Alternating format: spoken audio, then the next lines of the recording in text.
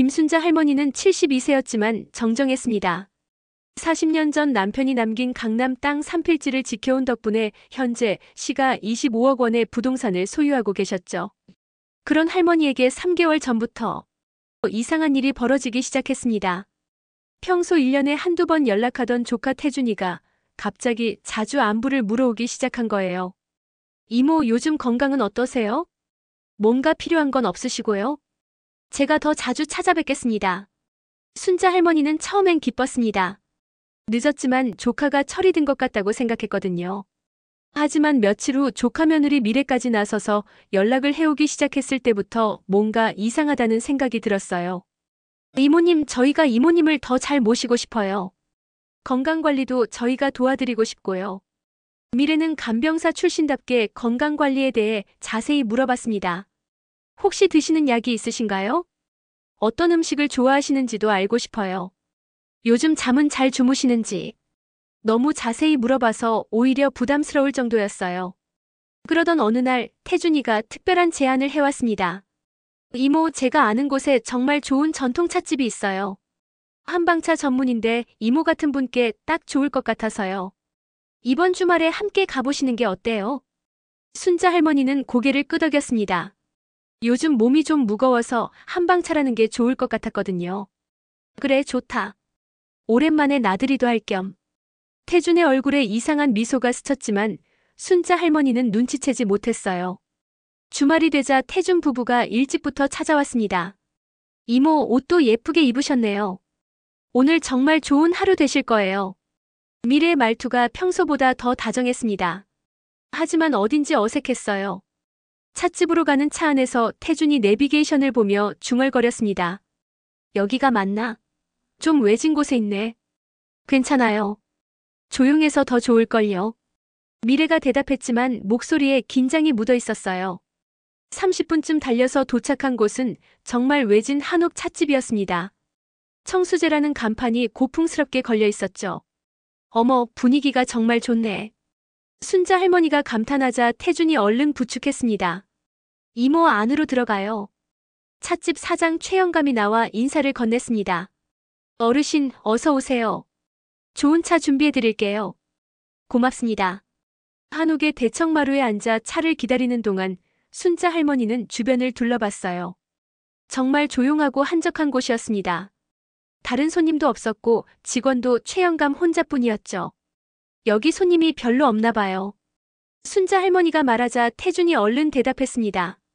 워낙 고급스러운 곳이라 예약제로 운영한대요. 그래서 오늘 저희만 있는 거예요. 미래가 덧붙였지만 뭔가 불안한 표정이었어요. 최영감이 차를 가져왔습니다. 오늘은 특별히 좋은 차를 준비했습니다. 당귀와 인삼, 홍삼을 우린 보약차예요. 어르신 몸에 정말 좋을 거예요. 향긋한 냄새가 솟아올랐습니다.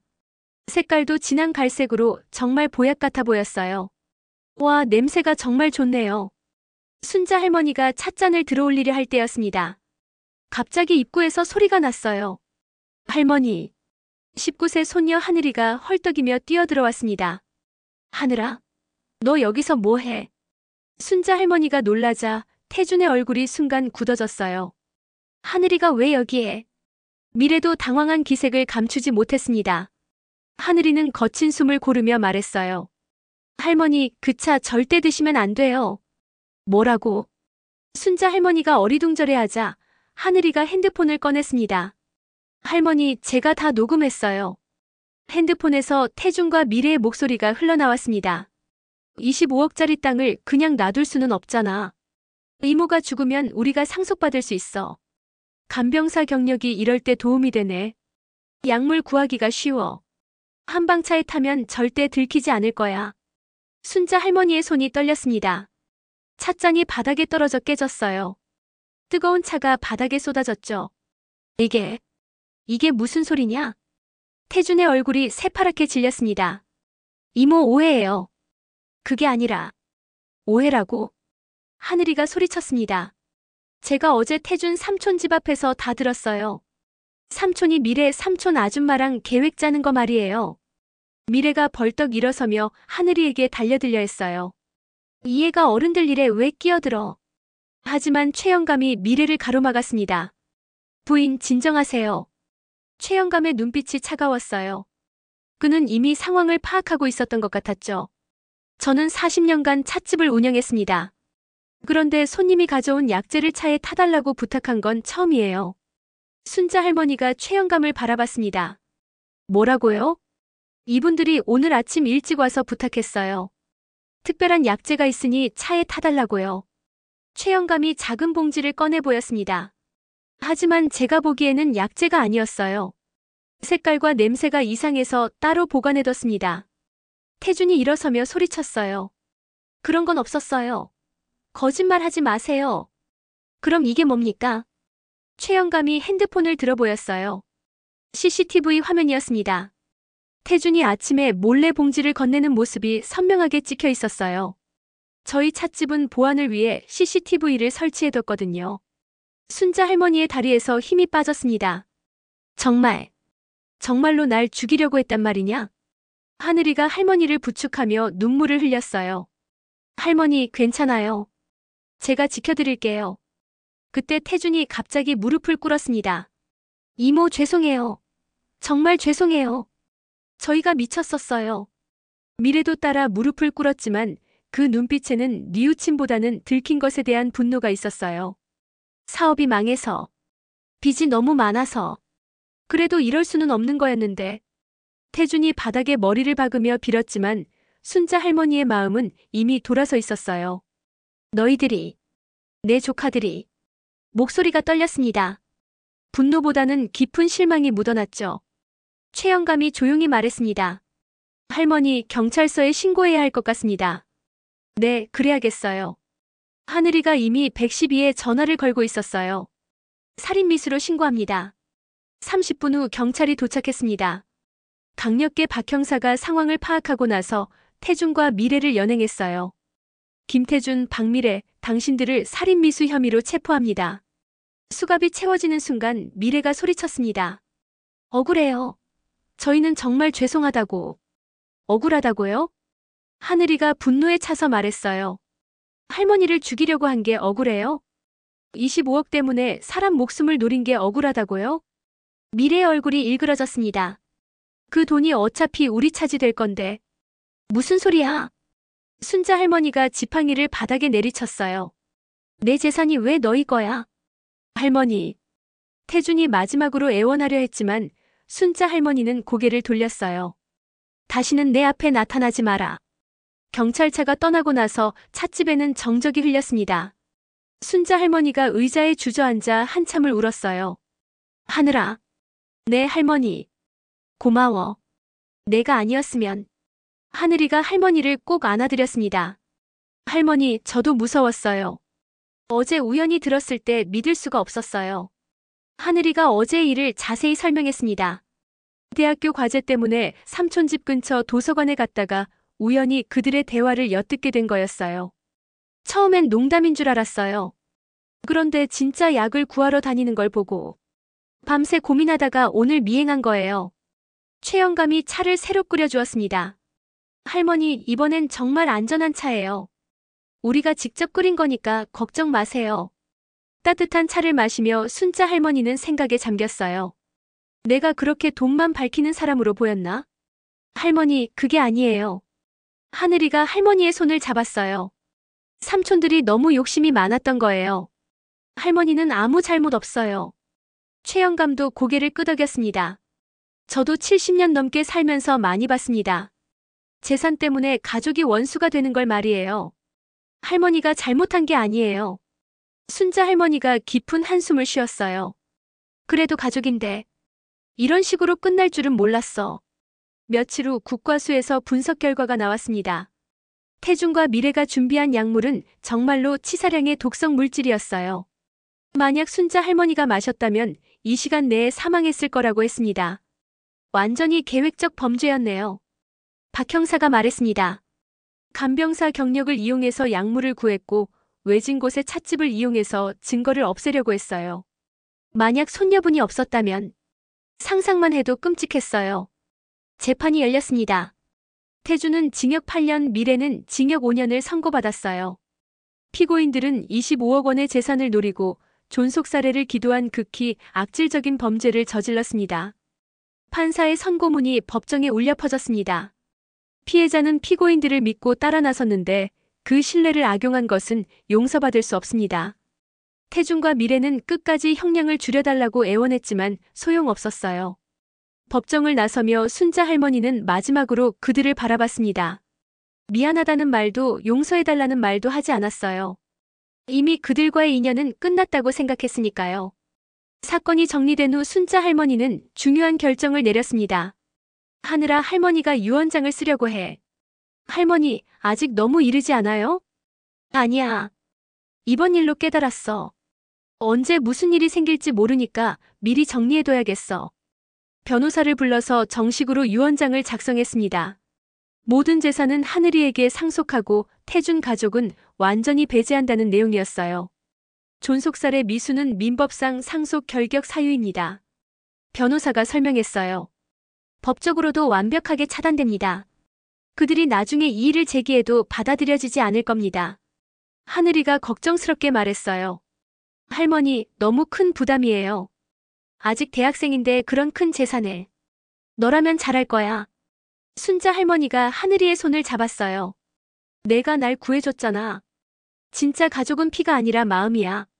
그리고 또 하나의 결정을 내렸습니다. 최영감님도 우리 가족이야. 네. 최영감이 놀란 표정을 지었어요. 할머니, 무슨 말씀이세요? 영감님이 아니었으면 저 나쁜 놈들 계획이 성공했을 거예요. CCTV로 증거를 남겨주시고 약물도 따로 보관해주시고. 순자 할머니가 최영감의 손을 잡았습니다. 이제부터 우리가 진짜 가족으로 지내요. 할머니. 최영감의 눈에도 눈물이 맺혔어요. 저도 혼자 지내는 게 외로웠거든요. 좋습니다. 가족으로 지내요. 3개월 후 순자 할머니와 하늘이는 최영감의 찻집을 자주 찾았어요. 이제는 단골이 아니라 가족이었으니까요. 할머니, 오늘 차는 뭘로 드릴까요? 최영감이 웃으며 물었어요. 오늘은 그냥 따뜻한 보리차로 주세요. 복잡한 건 필요 없어요. 하늘이가 대학 과제를 하면서 말했어요. 할머니, 저 법학과로 전과하려고 해요. 법학과? 왜? 이번 일을 겪고 나서 생각이 바뀌었어요. 나쁜 사람들을 처벌하고 약한 사람들을 보호하는 일을 하고 싶어요. 순자 할머니의 얼굴에 뿌듯한 미소가 떠올랐어요. 그래, 좋은 생각이다. 할머니가 응원해줄게. 저녁이 되어 집으로 돌아가는 길에 하늘이가 물었어요. 할머니, 삼촌들 후회하고 있을까요? 글쎄다. 순자 할머니가 하늘을 쳐다봤어요. 후회하고 있다면 좋겠지만 잘 모르겠어. 하지만 중요한 건 우리야. 우리가 건강하고 행복하게 사는 게 최고의 복수지. 하늘이가 할머니의 팔짱을 꼈어요. 할머니 사랑해요. 나도 사랑한다, 우리 하늘이. 1년이 지났습니다. 태준과 미래는 교도소에서 복역 중이었어요. 면회객도 거의 없었고 출소 후에 계획도 없었죠. 태준의 사업빚은 그대로 남아있었고 집도 경매로 넘어갔습니다. 이럴 줄 알았으면.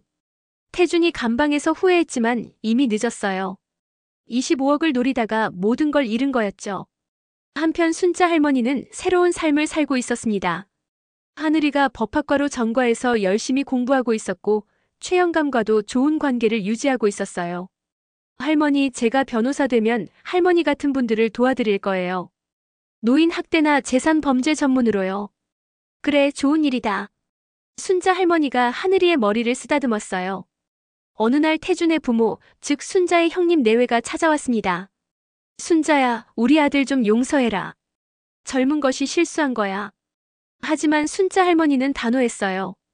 형님, 그건 실수가 아니에요. 계획적으로 절 죽이려고 한 거예요. 그런 걸 어떻게 용서해요? 그래도 피부치인데. 피부치면 뭐해요? 순자 할머니의 목소리에 힘이 들어갔어요. 진짜 가족은 서로 지켜주는 거예요. 죽이려고 하는 게 아니라요. 형님 내외는 더 이상 할 말이 없었어요. 결국 빈손으로 돌아갔죠. 그날 저녁 하늘이가 물었어요. 할머니, 혹시 후회하세요? 뭐? 삼촌들을 그렇게 처벌한 거요. 순자 할머니가 고개를 저었어요. 전혀. 만약 그때 용서해줬다면 또 다른 피해자가 생겼을 거야. 악한 사람은 대가를 치러야 해. 최영감도 고개를 끄덕였어요. 할머니 말씀이 맞아요. 선량함과 어리석음은 다른 거예요. 악한 사람에게 선량함을 베푸는 건 어리석은 일이죠. 2년째 되는 날 하늘이가 좋은 소식을 가져왔어요. 할머니, 제가 로스쿨 합격했어요. 정말? 순자 할머니의 얼굴이 환해졌어요. 우리 하늘이가 정말 대단하네. 할머니 덕분이에요. 할머니가 공부할 수 있게 도와주셔서. 그때 최영감이 특별한 차를 준비해 왔어요. 오늘은 축하하는 의미로 고급 차를 준비했어요. 하지만 제가 직접 끓인 거니까 안심하세요. 세 사람이 함께 웃었어요. 이제는 그런 농담도 할 수 있을 만큼 상처가 아물었거든요. 할머니, 저 변호사 되면 할머니 사건 같은 걸 전문으로 할 거예요. 노인분들을 노리는 악한 사람들을 처벌하는 거요. 좋은 일이다. 순자 할머니가 하늘이를 자랑스럽게 바라봤어요. 그때 내가 날 구해준 건 우연이 아니었나 봐. 하늘에서 내려준 선물이었어. 창밖으로 석양이 지고 있었어요. 아름다운 노을이 세 사람의 얼굴을 따뜻하게 비췄죠. 진짜 가족의 의미를 깨달은 그들에게 앞으로의 날들은 더욱 소중했습니다. 여러분은 어떻게 생각하시나요? 가족이라는 이름으로 저질러지는 범죄가 점점 늘고 있습니다. 특히 고령자를 대상으로 한 재산 범죄는 더욱 악질적이죠. 하지만 순자 할머니처럼 현명하게 대응한다면 위기를 기회로 바꿀 수 있습니다. 진짜 가족은 혈연이 아니라 서로를 진심으로 아끼고 지켜주는 사람들이에요. 여러분 주변에도 그런 진짜 가족이 있으신가요?